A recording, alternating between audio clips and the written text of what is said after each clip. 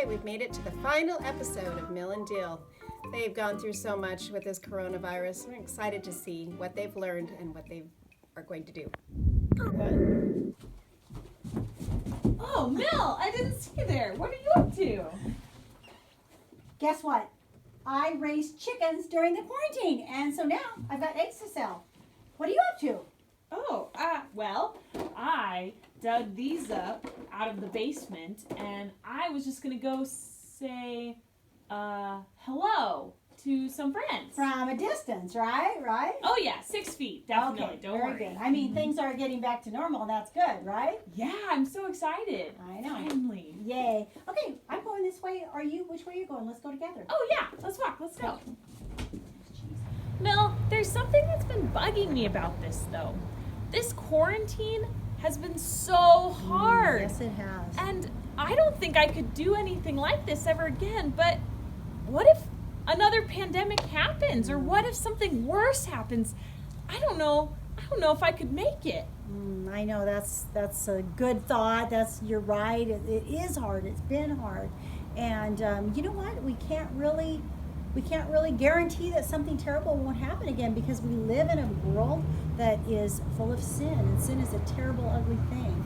And the things that you're seeing around you with this coronavirus are due to sin. Ugh, that just makes me feel worse. But you're right. Everywhere I look, people are fighting, people are getting sick, people aren't taking care of other people. What are we gonna do? You know, I don't have a perfect answer for that. It is a disaster, I know, but I know one thing. What? Anything? Well, the Bible actually addresses this. All of this is in the Bible? Yes, Even the war and fighting? Even the pandemic? all of it, but that's not the end of the story. Jesus had told us in his word that this is what sin would do. It would destroy the world. Sickness and plagues and fighting and war. But when Jesus returns, he's going to make all things new, and he's going to restore this earth. Wow, that's really incredible news. No. But Mill, why doesn't he just do that now? I know, but you know what? Here's the answer, Dill.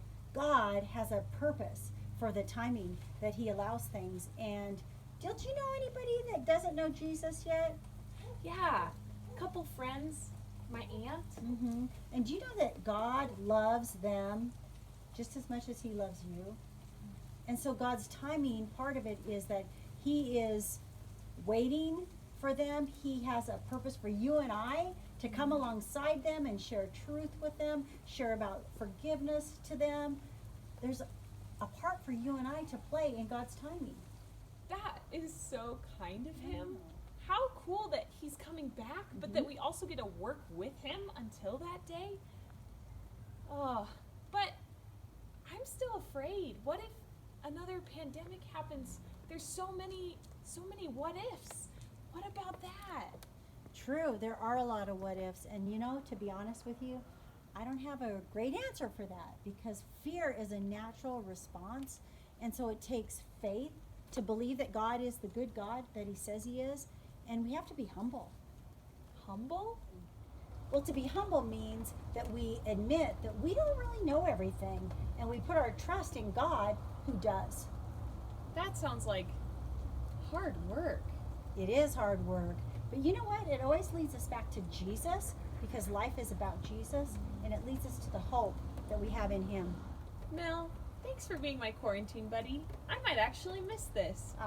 Thanks. I'm so glad that God works things out and we got to do this quarantine together. So I hope you've enjoyed the adventures of Mill and Dill. We've had so much fun bringing them to you. And, you know, we've all learned so much about how the right way to respond during these hard times, and all the things that the Bible has to say, and how wonderful God is and all of this. And our hope is always in Jesus and his return. So keep on learning.